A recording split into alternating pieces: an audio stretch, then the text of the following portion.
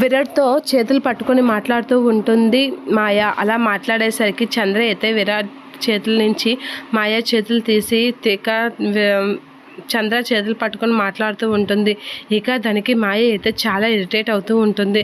ఈ విరాట్ చేతులు పట్టుకున్నందుకే నాకు క్లాస్ పీకుతుందా? దానికి చెప్తాను. రేపు తన అందరి ముందు ముఖ్యంగా చంద్ర ముందే విరాట్ని గట్టిగా హగ్ చేసుకుంటాను. అప్పుడు ఏం చేస్తుందో నేను చూస్తాను అని మాయ కోపంగా అనేసరికి తగలబెట్టేస్తాను అని చంద్ర చాలా సీరియస్గా అంటూ ఉంటుంది. అలా అనేసరికి మాయ షాక్ అవుతూ ఉంటుంది. అలా చంద్ర వైపు చూస్తూ ఉంటుంది. ఏంటి అలా చూస్తున్నావు అని కోపంగా చంద్ర అయితే మాయ వైపు చూసేసరికి కడుపులో బిడ్డ ఉంది కదా అని నీకు నచ్చినట్లుగా ప్రవర్తిస్తాను అంటే ఊరుకుంటాను అనుకుంటున్నావా? దేని పని దందే. నువ్వు ఎక్కువ ఎక్స్ట్రాలు చేసావు అంటే ఆ ఎక్స్ట్రాలు పీకి పక్కన పడేస్తాను, జాగ్రత్త. నేను నా భర్త జోలికి వస్తే అస్సలు ఊరుకోను అని చంద్ర అయితే చాలా కోపంగా మాట్లాడుతూ ఉంటుంది మాయతో.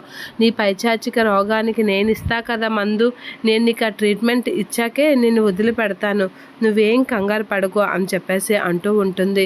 నువ్వు ఇప్పుడు కడుపుతోటి ఉన్నావు కదా మాయ, చాలా జాగ్రత్తగా ఉండాలి అని చెప్పేసి అంటూ టాబ్లెట్స్ అయితే తీస్తూ ఉంటుంది. టాబ్లెట్స్ తీసి మాయ మింగమని చెప్తే మింగను అనేది అనేసరికి చెప్పాను కదా నీ రోగాన్ని నేను వదిలిస్తాను అనేసి తన నోరు గట్టిగా నొక్కి టాబ్లెట్ వేసి నీళ్లు పెడుతూ ఉంటుంది. ఇక చంద్ర అలా కోపంగా మాయపై ప్రవర్తించడం చూసి మాయ అయితే అలా చూస్తూ ఉండిపోతూ ఉంటుంది. ఏం చేయలేక అలా టాబ్లెట్ బలవంతంగా చంద్ర మింగుతూ ఉంటుంది మాయ.